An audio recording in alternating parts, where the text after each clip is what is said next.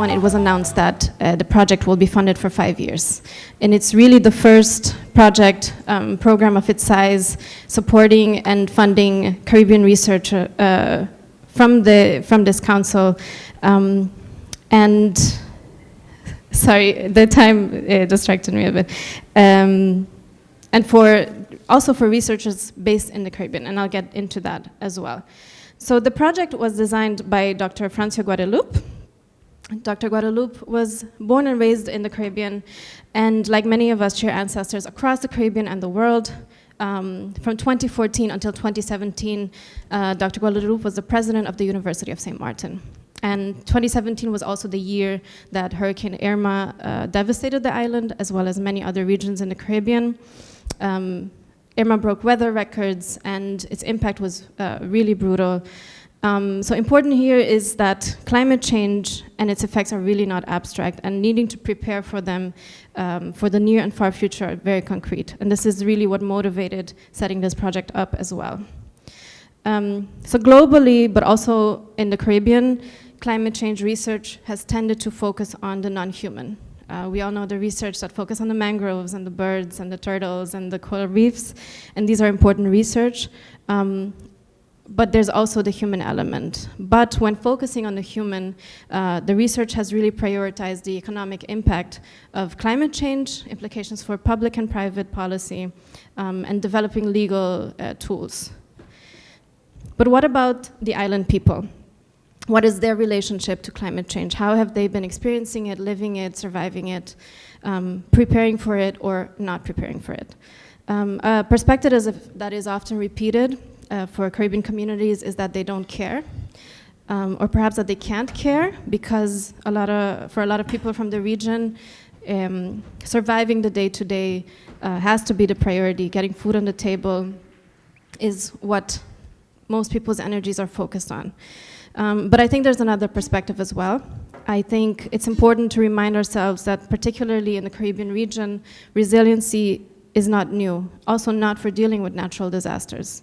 So we actually care implicitly and in many unexpected ways. So the key question that we work with is, how have islanders been resilient, continue to be resilient, and what ways need to become more or differently resilient to cope with climate challenges, and that are and will continue to have a deep impact on our societies. In the project, climate change as experienced by Dutch Caribbean residents is being studied in depth for the first time by a collective of researchers through the lenses of social cultural anthropology, visual arts, performance arts, among others. So who are our researchers? Firstly, I want to say that there's quite a bit of research done on the Dutch Caribbean, but this has mostly been done by Dutch academics born and raised in the Netherlands. And this kind of research has been quite extractive in nature. They tend to come to the islands, interview many people, take that knowledge back to Europe and build their careers from there. And as you can imagine, their research offers a very narrow perspective of the realities of Caribbean lives. So what are we doing differently? For the first time, many of the researchers hired are from and based in the Caribbean. So they not only have descendancy from Caribbean, but they're also living and working in the Caribbean. And those who are not come from all parts of the world and have a unique perspective to offer. So regardless of where the researchers come from, the philosophy is in the name of the project, Islanders at the Helm. Islands and their islanders should be at the helm of managing the challenges of climate change. So the role of the researcher is very clear in terms of how they are supposed to interact with the community or their own communities. These are our researchers. 9 of the 19 researchers that you see here are based in the Caribbean full-time. And as I think a lot of you already know, Caribbean researchers tend to be very multidimensional. So Charissa Granger, for example, she is a musicologist, but also a steel pan player full-time. Gregory Richardson is an anthropologist and teacher, but also a calypsonian. Shirley Emanuelson is a visual anthropologist, but also a documentarian and visual artist. So having one's research funded at home means that one can continue to be part of one's own cultural community, which is a rich experience, not just for the person, but also for the island.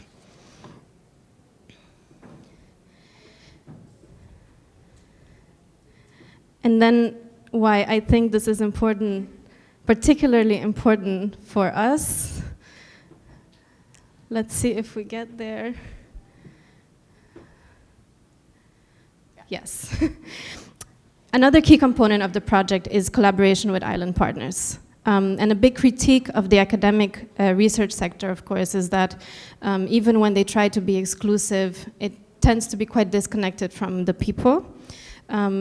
But for this project, the collaborations are financially built into the project. So when we work with heritage institutions, we make sure that we are not a financial burden on them and that the added value is shared amongst all. This has facilitated the opportunity for researchers and heritage partners to rely on each other in forming the research and also in sharing the results. So heritage and art institutions are essential actors in establishing climate change resiliency. Not only are they themselves at risk, but they also hold key information in their collections that can help us understand resiliency.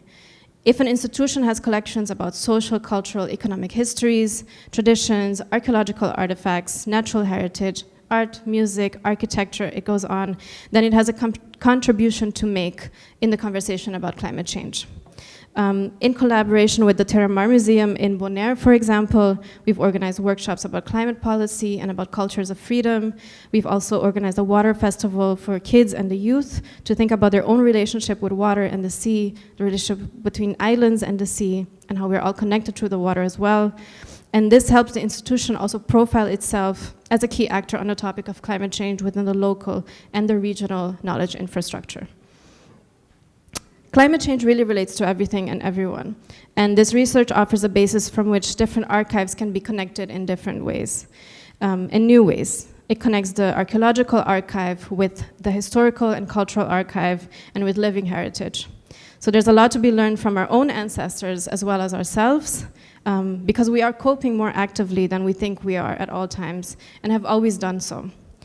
I think this project, therefore, can give interesting basis also for exhibitions, where artists, curators, and researchers working together can produce powerful and relevant results, and using their own collections and looking at them in new ways. For the Caribbean as a whole, I think this project also helps us see that we really need each other. We are historically separated on artificial lines based on which European colonizer colonized us last. But climate change does not care about borders, and we have so much to share and to gain by, and I think the most powerful resiliency can be fostered together. That's why I think it's also really important that we're all here this week from the Dutch Caribbean. I think as the Dutch Caribbean, we've been quite isolated in the regional heritage and culture landscape. It's very expensive to even visit each other, let alone other islands. It's been cheaper sometimes to go to the US or to Europe than to each other, which is really a shame. So therefore, I think heritage discourses not only need to be connected between themes and topics, but also across space and time. And I believe that Caribbean museums have a central role to play in making those connections. Thank you so much.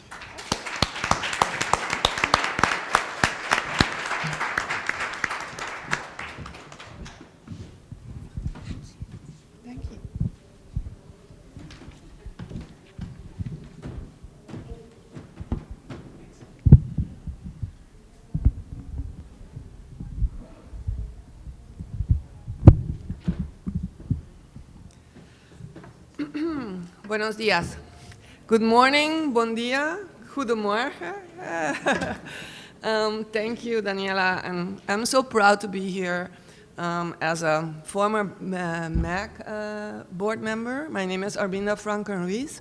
I'm an independent researcher and I would say a heritage expert from the Dutch Caribbean, and I'm so proud to be here in the company of Dutch Caribbean, a young generation and legends like Dr. Jeanne Henriquez. My talk today will center on a project we did in Ayo. Ayo is a heritage site in Aruba. As Daniella stated in her presentation,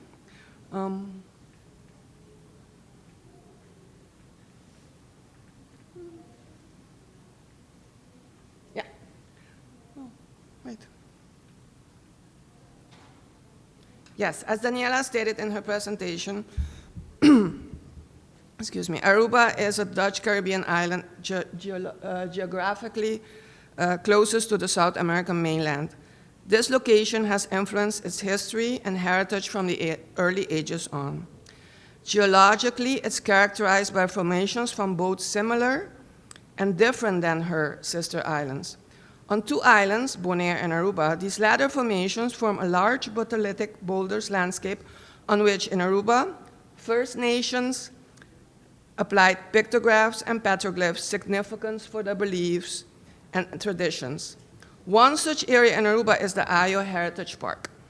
Here in an area of approximately 1,300 square meters, the rich geological and archaeological heritage of the island is intertwined in a fascinating landscape.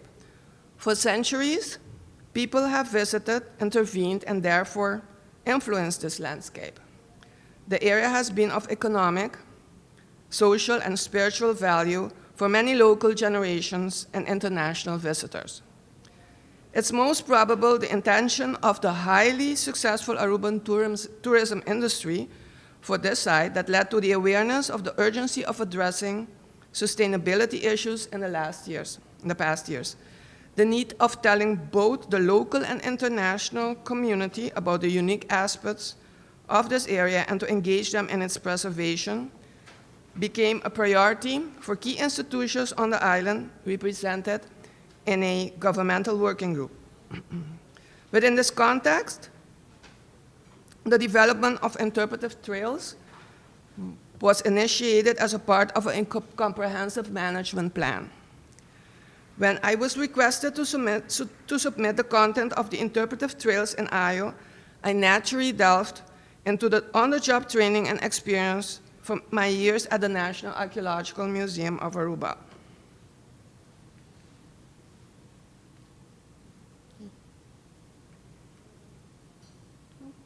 Yes.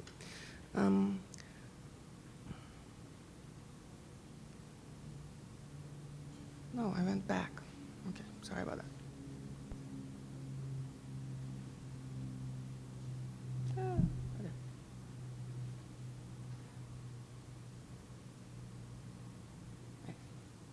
Yes.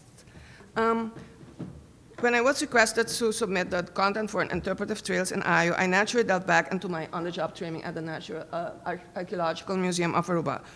To engage a former youth volunteer of the museum, Stacey Ann Tappenberg, as a junior counterpart for this project was key. So very early in the process, we decided that co-creating would be the key thing in all the phases of developing these trails. Giving the younger generation a determining voice was very important, and involving the community to ensure a sustainable use of the heritage site.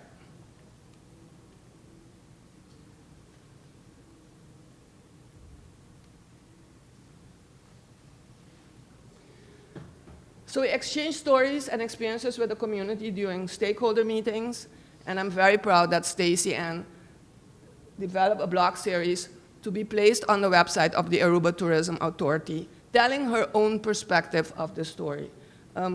Not common in Aruba because it's usually from other perspectives, but she gave a very young and new narrative to this process.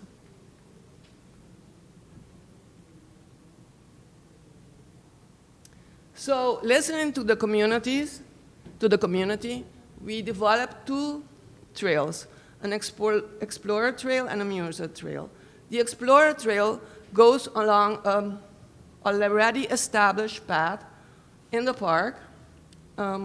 We only paused and made 3 signs here referring to the natural and cultural history, but it's a site, and many of us in the Caribbean know that, where people climb on the rocks, and they want to be very adventurous and do that. So we didn't want to disrupt that, but we wanted to tell them why maybe that's not a good idea, and engage them in another part of what we wanted to do with the park. But the Muser's Trail is a newly to be developed a trail, and it's accessible for the disabled, That was a very important thing for us. And we tell there stories about the flora, fauna, past people that took selfies there. So we have a site where you can take a selfie and look on the QR code how your selfie relates to past selfies. And this is, of course, all my junior counterpart idea. And yes, and like you see, we did not put the trails in the entire park because that was a specific worry of the community. They're like, are you going to develop the whole thing and tell people where everything is and then it's going to be destroyed? So we focused on this part.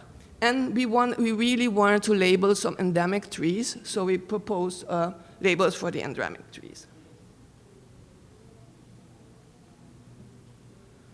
So what were the challenges in doing this in IO? Well, I was kind of naive when I accepted to do this. I'm a trained geologist, so I guess the Aruba Tourism Authority said, you know everything about the rocks, so why don't you write some text about the rocks? But it's not like that. Trails are for the community, so you need to engage the community. And we are very trained as museum professionals to do that, but other sectors maybe less. So it was a challenge and sometimes kind of funny to hear people, okay, you can gather ideas, but you should not necessarily use them. And of course that, yes, and of course that brings along a lot of stakeholders became skeptical, Where's all those ideas we brought forward? And then some really successes, I think, of IO. We realized, both Stacy and that was a volunteer at the museum, and myself as a museum professional, that we are trained to co-create in Caribbean museums. I don't know why. Maybe somebody wants to do a research about that, but we are trained to do that. And we don't know that until we step outside the museum and go do a project within the community. This is a common aspect, I believe, of the Caribbean Museum work, but it's not natural for other government agencies, education, tourism, etc. Yes. So some examples how we did this co-creation in Aruba, the National Archaeological Museum. We did a lot of community engagement to set it up, and it's a good example, I believe. One of our first temporary exhibitions was about a shipwreck. And people wanted to see, you see our little exhibition space, but people wanted to feel that of a shipwreck. So this is the early stages of building something that looked like a ship to put the signs and all the other parts of the exhibit. And then at a museum, we often really co-create international focus group to make regional exhibits. We have think tanks. We had think tanks all the time, and we still have to. And then it's not only for exhibits, but for a reggae concert, we also ask the people for a pop-up, what would you like us to bring to you? So we're constantly co-creating and being inclusive.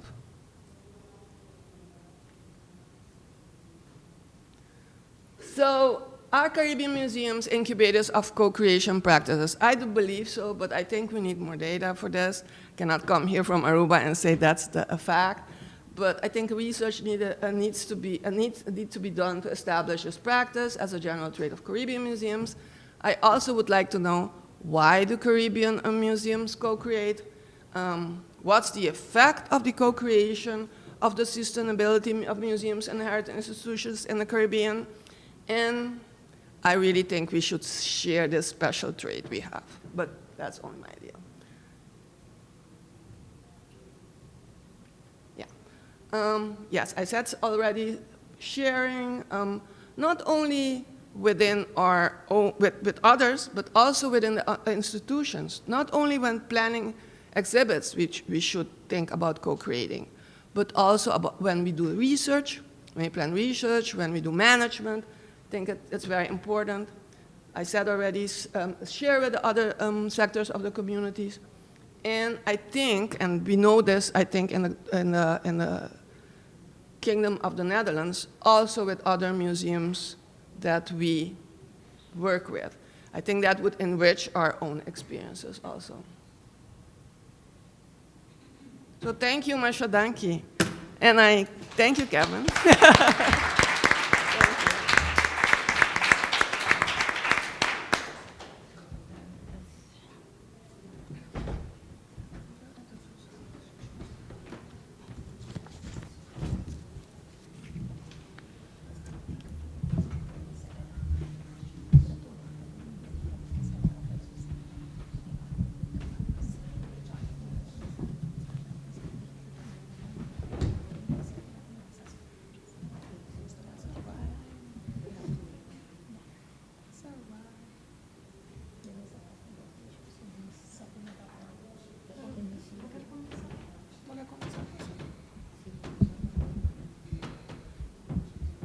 Good morning, everybody.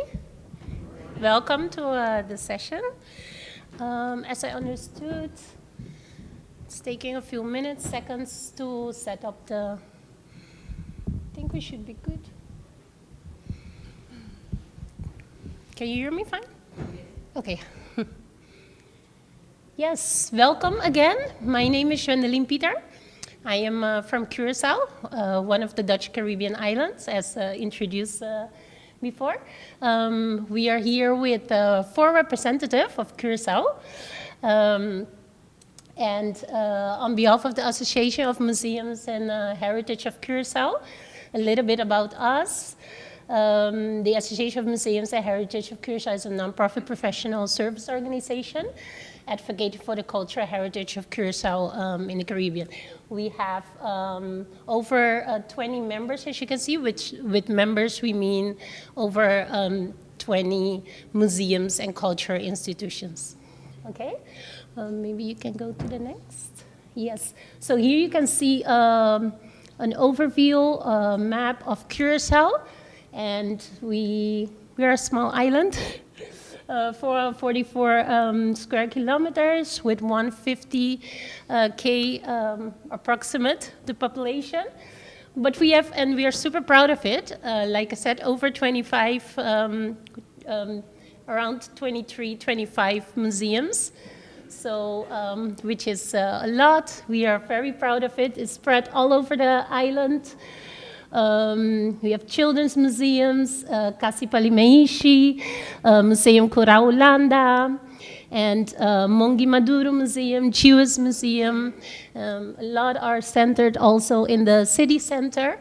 As you can see, the zoom in all the way in the right. We are here at the MAC conference with a representative of Museo Victor Bartolomeus, which is a biographical or historic person based museum. It's based on the cultural icon Sir Victor Bartolomeus. We are also here with a representative of Museo Tula, which is, she's going to speak in a few minutes. It's a museum based on slavery, historical journey of the leader Tula. During the revolt in 1795, and also we are here with a representative of the Ministry of Education, as you can see, Science, Culture, and Sports. Mrs. Aisha Lear, I think you have seen her here, and also on behalf of the Curaçao Tourist Board. Okay, and nothing. We will continue with, excuse me, with Jeanne's session. And she will share a highlight of her experience and Museo Tula. And we have also something nice to share with you afterwards, after the session, from Curaçao. Okay? Thank you.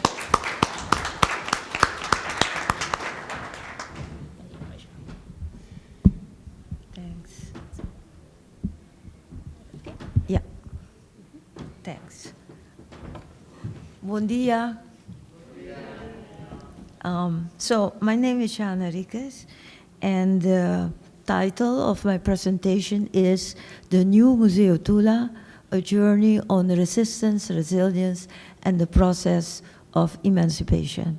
So Museo Tula is an important site of memory where we discuss the uprising in 1795 of our national hero, Tula. With the title, I want to express two aspects.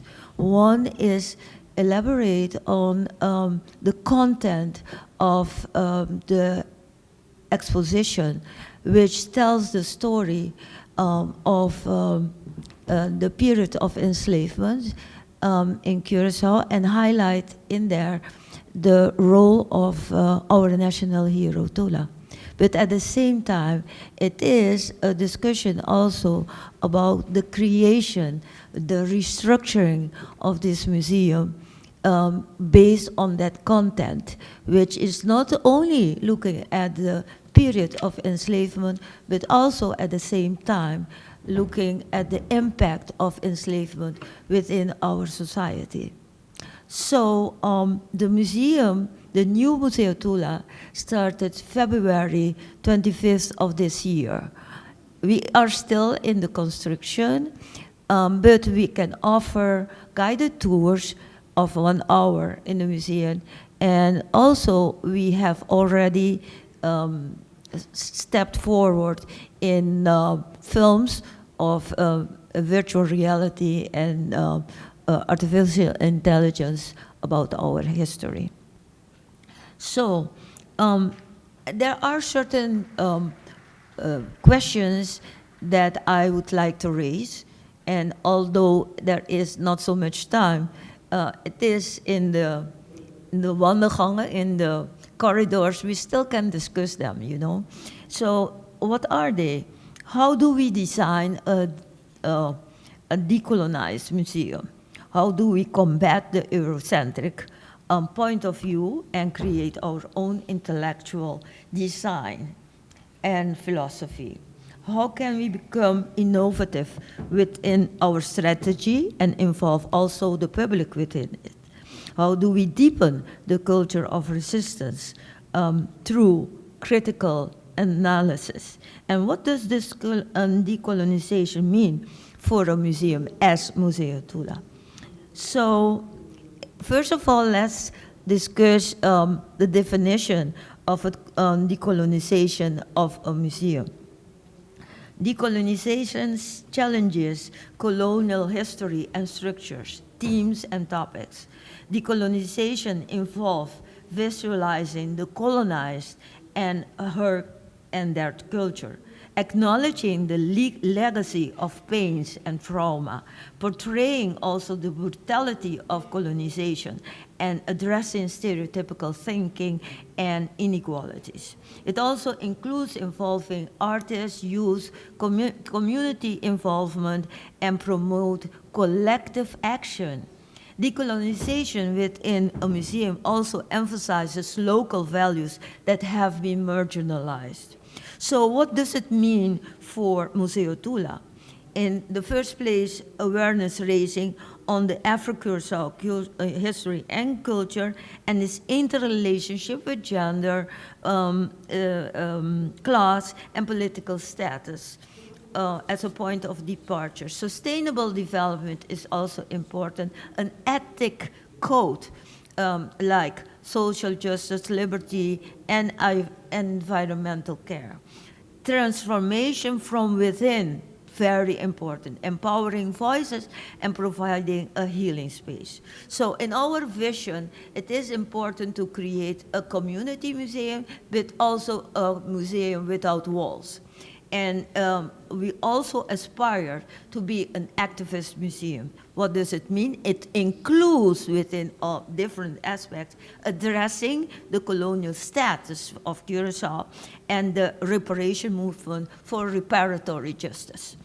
Okay, now, we constantly are talking about Tula, and I don't know if all of you know who our national hero is.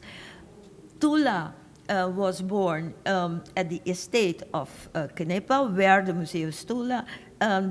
Museo Tula is standing.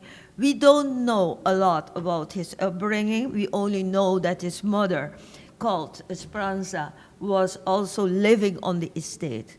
the revolt started August 17th of 1795. And in front of the landlord's house, so where Museo Tula stands. And 2,000 freedom fighters participated in this rebellion. During the struggle, there was also a historical encounter between Tula and a priest.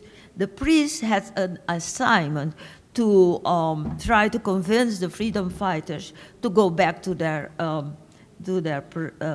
plantation. And this priest elaborates very in detail his encounter with Tula. And this document is very important for us because through this document, we understand better who Tula is. Obviously, the priest could not convince the freedom fighters to stop the battle. Anyway, Tula was apprehended September 19th of 1795. A process of torture starts with the use of the rack, and Tula and some of the most important leaders were cruelly executed October 3rd of 1795. Now, this story is not told in school. You know, why? Because about 2 centuries, it was forbidden to talk about Tula. Any description about Tula was that of a criminal.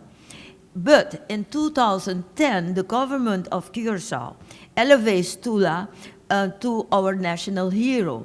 And then starts another fight to get it out of the documents in Holland. And it is in 2023, last year, that the king rehabilitates Tula and publicly as a national hero, and this original letter is also in Museo Tula. Now, in the exhibition, the story of Tula narrates the different rooms and is narrated in the different rooms and on different aspects. But besides rebellion, one of the main forms of resistance was the maritime marronage that was made possible in particular, on one hand, of the inter-island relationship of the enslaved and free persons, and on the other hand, by the beachhead function of the enslaved sailors and free persons in the merchant ships of the elite. These stories are bravery stories of solidarity and creativity and to embrace freedom. And people have to know that, yeah? And so the commercial routes were also escape routes for enslaved. The enslaved of Curaçao made use of the dynamic Caribbean port of Curaçao and its various different networks to create their own possibilities. You know, and fugitive enslaved from Curaçao was also important in the creation of maroon societies in Coro, Rio Hacha, San Andres, and other parts of Caribbean. This means that archives of other Caribbean islands, mainland Venezuela and Colombia, must be analyzed if we want to get a better picture of who we are. FMT, our foundation, has started to rewrite our history. This means questioning ourselves in what we do not know also. And this search for of the history of our resistance is of crucial importance, and because it enhances the culture of resistance. And ultimately, this culture is the power of the powerless. It has to be told. So at the moment, the history of the islands are studied separately, you know, in isolation of each other, while the creativity of the enslaved found ways to enter into the discussion with each other, which we are not doing. So in conclusion, Museo Tula wants to contribute to a new narrative, a new memory, and yeah, I see that I have to stop talking, but okay. But we have also to assume a multiple way of asking questions in a holistical approach of research in collaboration with the universities on other islands, the mainland, international institution, and MEC together. And so creating these new narratives means working in collaboration with each other. And I hope this gathering will be part of that. Thank you very much.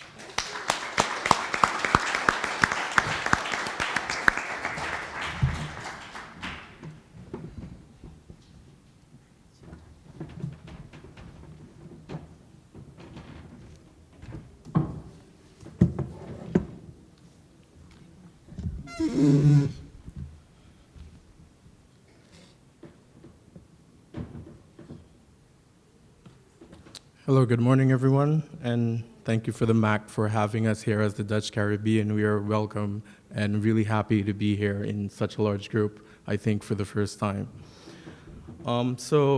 Meanwhile, in the Dutch Caribbean, my name is Raimie Richardson, and for the last year and a half, I've been fulfilling the role as the island's Heritage Inspector and Director for Heritage and Cultural Heritage on the island.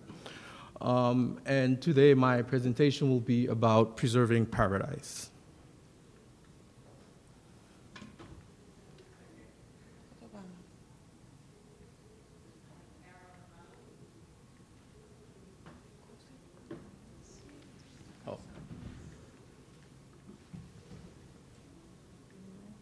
Yeah. So for those of you that don't know, Sint Eustatius is a small but historical significant island in the Caribbean. It is known for its vibrant culture, heritage, and diverse history. Often referred to as Statia, which is actually its indigenous name and does not come from the word Sint Eustatius, even though they're similar. The island has played a crucial role in maritime trade and colonial history, serving as a key port during the 17th and 18th century. With a unique blend of African, European, and indigenous influences, Sint Eustatius boasts a rich tapestry of traditions, heritage, and culture. The island's heritage is reflected in its well-preserved historical sites, such as old sunken warehouses, many churches, and 22 fortifications that circle the entire island, that tells a story of the past, with festivals and communal celebrations steeped in local customs, further showcasing the island's rich cultural heritage. But as Sint Eustatius navigates the challenges of modernity, growing population, and climate change, efforts to preserve and to promote the heritage remain vital on our small island, ensuring that the island's unique identity, customs, are thrive for the future generations to come. And one of the things you will be seeing here is how we're actually going to do that on Sint Eustatius and why digitalization of artifacts and material plays a major role.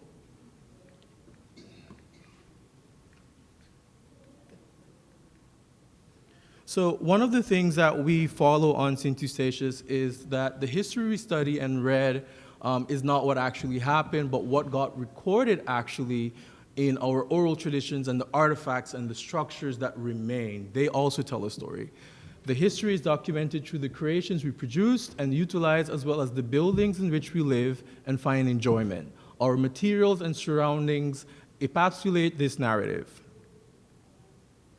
One of the things we've done on Sint Eustatius is we've come a long way. In the past, we only had a very small museum, and our artifacts were spread across the island in different institutions, in different warehouses, and it was never in a centralized location. This year, we opened the Cultural Heritage Institute under the public entity of Sint Eustatius, which serves actually as a hub for everything heritage. So this is a place for both visitors and community alike. Within the Heritage Center, we have about 2 million artifacts stored. All of these artifacts are actually from the island of Sint Eustatius. But we've also, since the initial establishment of the institution, we have also repatriated 250 boxes of artifacts from other countries, including the Netherlands. And one of the things that we do when it comes to repatriation is the reason we're able to uphold such an institute is that the repatriator also has agreements to uphold. So they are responsible actually for repatriating our projects and making sure that they are stored properly at their cost. And this is also the kind of the other side of the coin of colonialism, when bigger countries ratify projects and international treaties without looking at the small letters. So we've repatriated the 250 boxes recently. But also this center, we also practice restoration. We carry out our own restoration on ceramics, historical cannons, cannonballs, and also painting and clothing material is also restored by ourselves, by the community in this center, and everyone is being trained in order to carry out this process. This building also houses human remains from the enslaved ancestors, the indigenous, but also Europeans that were excavated on the island. The building is also the home to the archives, many of the government archives, spreading as early as 1790 up until 2017, is also stored at that location. And of course, we also have a small room in the front of the building where exhibits are changed. We wanted to measure how well the building was doing. So one of the things we did on Sint Eustatius is we combined it with the visitors of the local museum that's been around for 50 years. And we opened in June of this year, and in that time we measured the amount of visitors that started going to the museum in June compared to the Heritage Center. The museum received in 3 months 64 visitors, while we received 246, which the 246 were all local. So that means the structure of decolonization of museums was actually working, and instead of creating a museum, creating a heritage center where people can come in and ask questions, look up information themselves without the barricades of computers, etc., worked in our favor. One of the things that we're proud about on Sint Eustatius is the digitalization of colonial collections. One of the projects that recently started in the Netherlands is the Colonial Collection Consortium, together with my colleague from Aruba. This is something that we have worked on and kind of adopted it as our little project. What is amazing about this project is it gives the Dutch Caribbean islands the chance to reclaim the narrative on artifacts that are stored in the Netherlands. One example is this beautiful ship here. I enlarged it from the picture, and it's in Dutch, but it says, this is a sail ship on the open sea sailing from Sint Eustatius to the island of St. Kitts. But actually, we zoomed into the picture, and because we were able to show this to the older community, they were able to identify that first, the name of the ship, where it was built on the island of Anguilla, and the ship is not sailing to St. Kitts, it's carrying produce actually to Saba, onwards to St. Martin. And on the picture, you can actually see the island of Saba right to the bottom of the screen. So it gives the community the chance to reinterpret what other Europeans misidentified. And this is just one example of the website that we have with a picture, but there are thousands of artifacts from the Dutch Caribbean where both the academics and the local community can reclaim that space on how we interpret our heritage. And one of the things that we often see is that the act and idea of museum and having a museum and the act to display something is very Eurocentric. We still have artifacts such as the Statia Blue beads that are museal objects to Europeans, but we still wear them today in our community. So we are trying to reclaim that narrative from a local perspective. In the middle here, you see the English silverware communion set from the historical Anglican Church from 1654. Quite early on in Statia's history, this artifact was lent to the Royal Tropical Institute of the Netherlands, where it was on display for about 40 years. It disappeared out of the collection, but because of the colleagues and the Colonial Consortium, we were able to track its whereabouts completely to where it is now. And you can see that the bottom document says it's been returned to the owner. And by knowing the owner, we were able to track down all newspaper articles because everything has been digitalized over time. So we know exactly who has it, where it's been, and where it is right now in the Netherlands. And it's actually in a family in the Netherlands, in the east of the country, that had no idea that their roots came from the island of St. Eustatius. And now they're also willing to repatriate this silverware set back to the community. And another option that we have in the bottom is this orange pillar, the archaeological markers.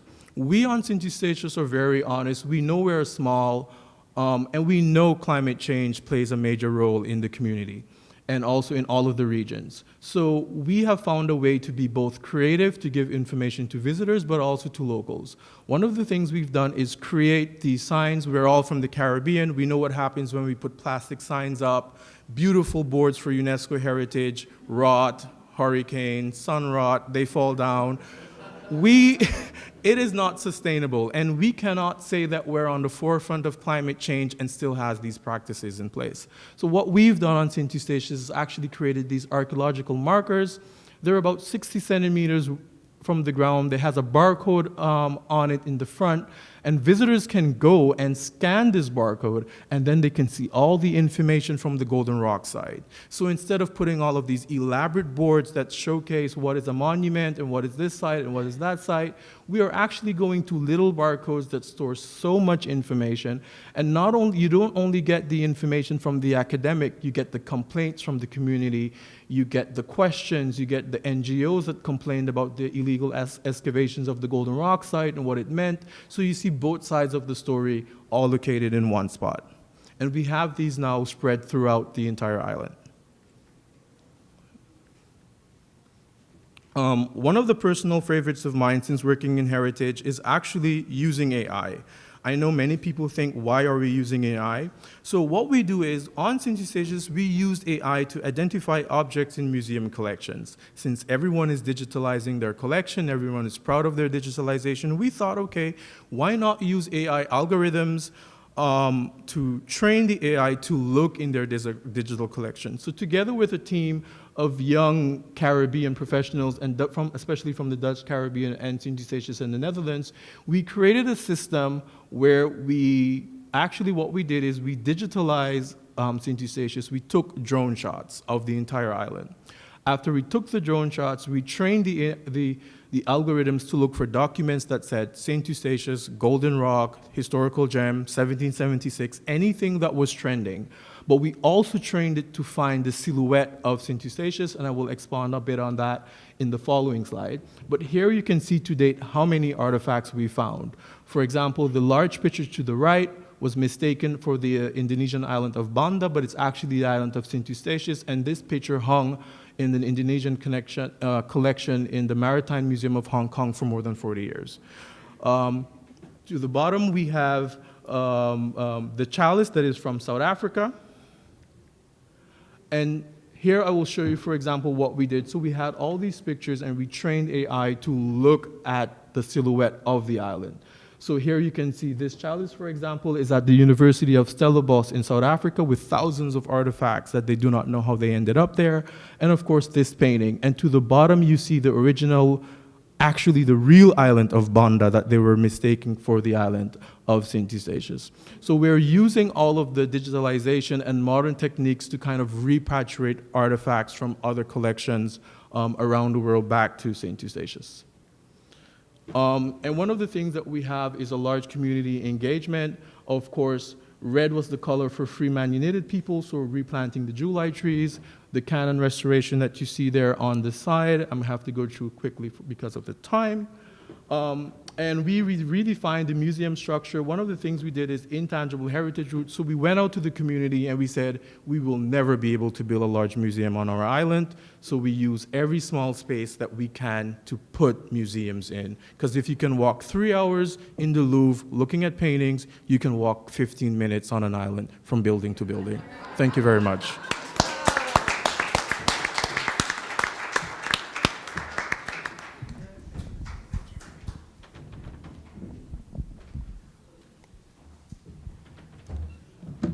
Thank you, Raimie. We have 4 minutes for Q&A from the audience, after which we will take a 10-minute break, and then we'll begin the second session. So those of you who wish to ask questions, just put your hand up. I'll bring the mic to you, say who you are, because it's being recorded, and you can have your questions. And I want to say to the panel, that was a fantastic first presentation, so thank you very much. And I want some archaeological markers. 4 minutes, that's tough. But each of you, there's a thread of engagement, community engagement in almost each of your presentations. And community engagement can take many different forms. I wondered if each of you could just maybe provide one example of a form, the way that you engage the community and a particularly successful model. And then another thing to think about with community engagements, and sometimes they are one-off, right? Project-oriented, and then the sustainability of community engagement is another thing, right? If anyone wants to address that, like the challenges of that. Well, so why don't you start with digitizing? Like you engage the community with looking at those digital objects, right? Oh, yeah. So one of the things we did is what we realized is that the community has been kind of cut off from their heritage so long that when you bring something like digitalization back into the community, it is very sustainable because everyone has an iPad at home. Everyone wants to be the next person to identify an object or being able to tell a European institution you had something wrong. That's the power. So you give the power back to the community, and that works, and people feel recognized. They feel empowered to continue to challenge the narratives. So when you look at it, it's quite sustainable within itself because they never had the opportunity, and now they do. So they keep finding ways to kind of even challenge each other when it comes to the digitalization and the recognition of pictures and objects in collections. Okay. Before we started the museum, we had encounters with artists as a community and telling about what we want to do, how we want to do it, and get their ideas. And the idea was that in the museum, we will have artistic work. And also because there are no portraits of people. We don't know how Tula was. We don't know how Maria, another very important person in our society in the times of enslavement. Zwendelin, for instance, who just spoke, she designed our Maria. That had an important role in the slave revolt of 1760. And so we have many artistic work in the museum that gives a representation of artists within our museum. We have started another project for young people, and it means choose your own hero. You know, so we have put like 23 different heroes from the Curacao situation, not only in the period of enslavement, but also nowadays. They are dead, right? So not people who are now walking around. And so the young people can also indicate another person who is not on the list. The idea is that after many discussions that have started, that eventually we will have 10 heroes that young people have elected, and then comes a second phase, and that is the designing. The designing, they will be helped by experts, but it's their design of posters that will hang in the museum. So that is also giving them a voice in the museum. And we have a third project for the elderly through storytelling. Yeah? Well, what we did, I think it's not only important to ask the community, but also inform them.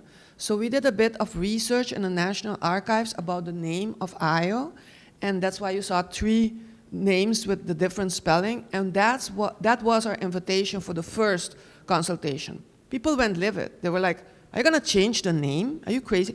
So so we told them about the research and about why we put it with a J and with an accent, but also older people from the neighborhood said, "Yeah, finally, that's how we called it in our days."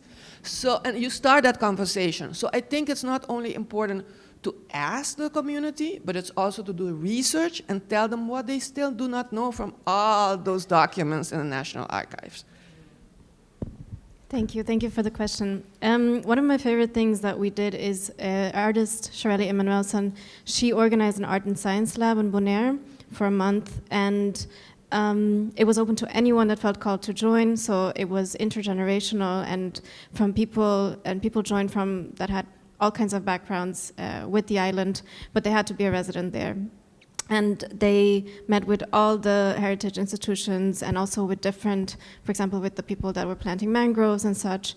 And with every visit, they asked the person, how does this relate to yourself, to your art, to your family history? And a lot of these people didn't want to call themselves artists at first, but in the end, all of them made amazing work, and it ended up being even kind of a self-development project rather than an artist project. And this group has now formed, and they want to organize yearly art and science fairs on Bonaire, which is a first. So it's also a way to build into the cultural infrastructure that wants to be energized as well and activated. Thank you so much. Hi, my name is Daniella Fifi. Congratulations on a wonderful presentation. I have a question for Mr. Richardson, just because you gave very specific examples of your digitization process. In retelling the stories of the artifacts that were discovered and the new sort of connections that were being made in geography and through either oral tradition or actual comparative data on other paintings, and so how successful was the museum in speaking to other international organizations like the universities that you mentioned in changing the narrative and recontextualizing the objects within their museum display or within their collection management systems? So one of the things of the Colonial Consortium is that the both narratives are visible. So the narrative of the misinterpretation remains. One of the initial things was the misinterpretation must remain because it shows that the engagement with the community is just as equal. And they wanted to kind of create a space to not have like, oh, then you can go and identify and then it's gone. No, it stays. So people can also engage with each other on the platform as well. And it's all visible for everyone to interact with. And one of the cool things about this setup is that the narrative is really giving the ownership back to the community and the people only, because many of the objects, like I said, they are museal objects to them, but they're still part of living heritage to the descendant community. So it is only one example of within the Dutch kingdom, but with our Indonesian counterparts, we do know they have a lot of religious items that are stored in museums. But back home in Indonesia, also a former Dutch colony, they wash them with milk. They bless them daily. These are not museal objects. So all of these narratives must be visible continuously to kind of also debunk the idea of putting someone's heritage or living heritage in a museum and calling it something to exhibit. So that is one of the most important things that is centerfold with digitalization and reaching out. But where it's also kind of this, how do you say it? This example is also trickling down to other countries, except the UK, sorry, that are allowing the narrative to be changed. All right, thank you very much, Raimie. Ladies and gentlemen, it's now 8:36. I want to thank our panel for, it's been a fantabulous start to Matt.